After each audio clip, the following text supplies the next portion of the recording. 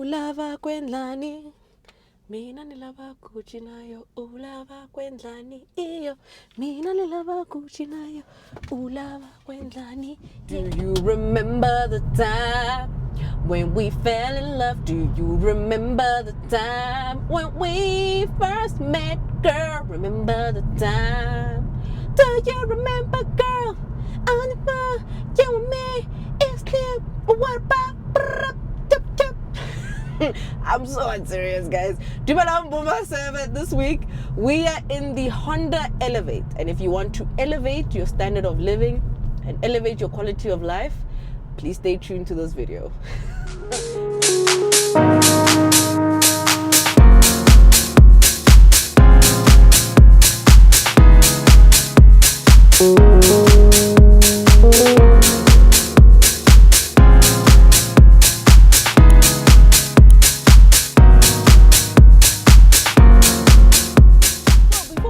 This video, I want to let you guys know about the cars.coza app and website. So if you are looking for a new Elevate, it's a new car. I don't think there's any used ones on the market yet, but anyway, if you're looking for an Elevate, don't forget to check out the cars.coza app and website. It's available on Apple, Android, and the Huawei App Gallery. Or if you're looking for the latest news and car reviews, don't forget to check out the cars.coza app and website. And secondly, don't forget to watch those ads so a girl can make her coins. And if you are new here, welcome. I hope you stay and join the family. We're really good and cool, fun type of people. So yeah, please do stay tuned. Let's get started with the exterior of the Honda Elevate. The Honda Elevate has a very boxy shape, very protruding, boxy, upright kind of shape. It sits on 15-inch wheels and it's finished in this very beautiful, it reminds me of the Crimson Chin. Remember, was Crimson Chin red? Crimson Chin was red, ne? I'm going to check on Google, but Crimson is red in any way. So it's this very striking and very beautiful red color that I really think works for this car, and I think it gives it a bit of a better personality and it looks very nice. You have your LED headlamps and you have your fog lamps on the bottom there. Like I said earlier, 15-inch wheels. You have keyless entry. I love the fact that the door handles contrast to the car. You have silver door handles and they have keyless entry functionality, which I find to be really, really nice. You also have folding side mirrors when you lock the car. And when you move on to the rear, you also have a very nice boxy kind of shape with it. So off the bat, it's a very normal looking kind of budget car. Even for me, it reminds me of the Hyundai Venue. It looks similar, has similar dimension and similar proportions to the Hyundai Venue.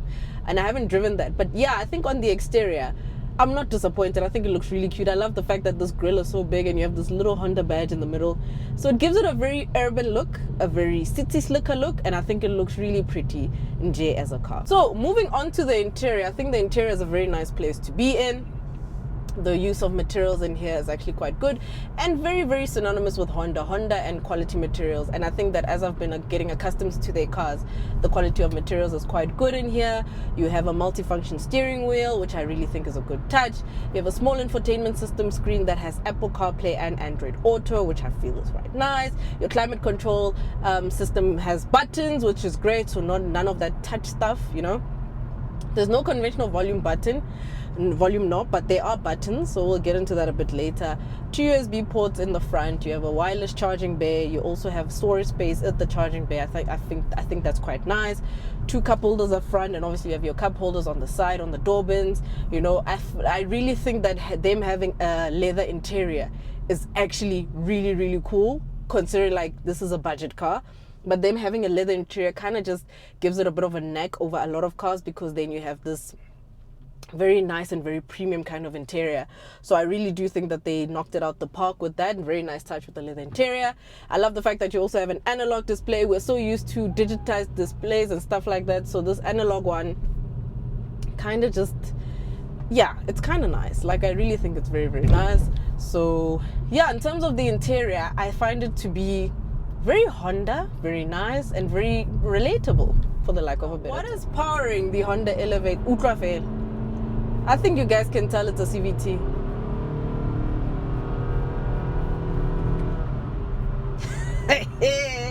The Honda Elevate is powered by a 1.5 liter naturally aspirated engine that produces 89 kilowatts and 145 newton meters of torque, mated to obviously a CVT transmission.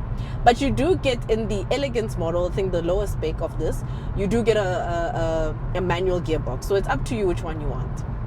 And I always say on the channel that CVTs are probably very cumbersome and tedious to more of your journals and your car reviewers and stuff like that, because we know how annoying the sound gets. I mean, listen. And you're always trying to push the car, you're always trying to get as much torque as you can out of the car.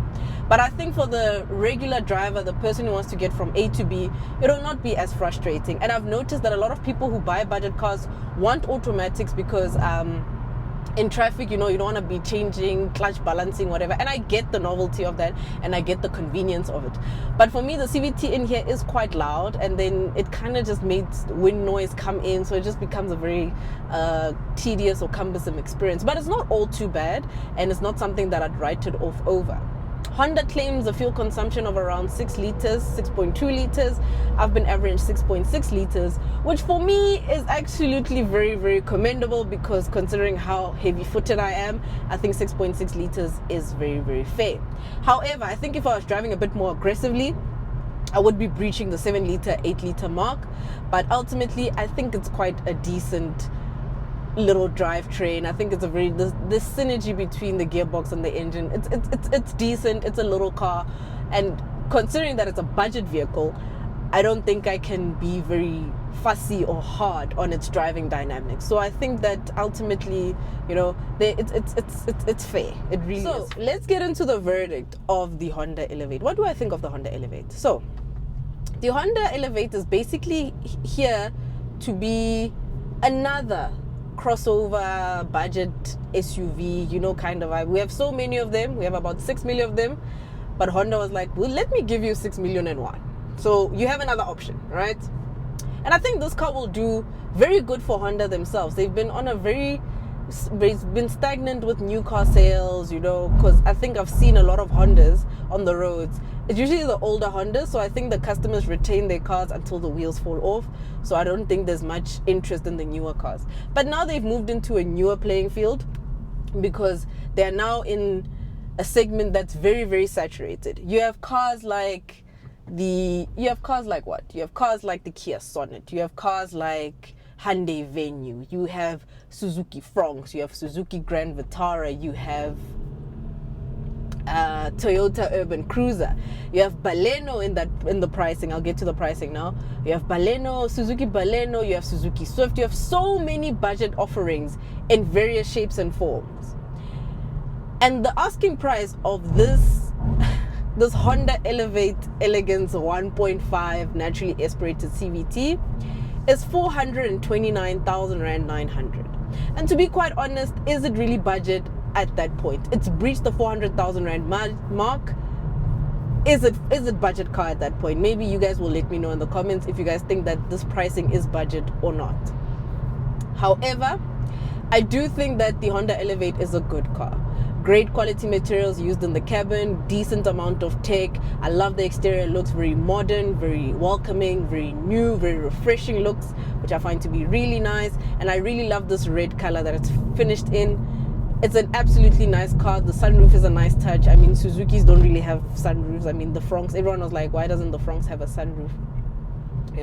So it's something new, it's something different, and it's something it could appeal to a whole lot of people. I mean, you have a lot of cars in that asking in that price point.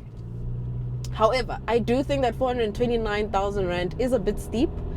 If I were you, I'd consider cars like the Suzuki Grand Vitara, and I feel like so I do think that the Suzuki Grand Vitara is a bit better value. But if you want something significantly cheaper and does the exact same job, go buy a Fronx.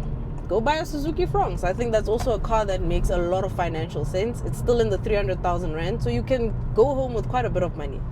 So the asking price for this is quite a lot. I always feel like I said this in the my last Honda review. Honda LV garona, man. Gucci garona. Like, their cars are so pricey. But I mean, levering quality makes up for it, guys. The cars are a bit pricey, I won't lie.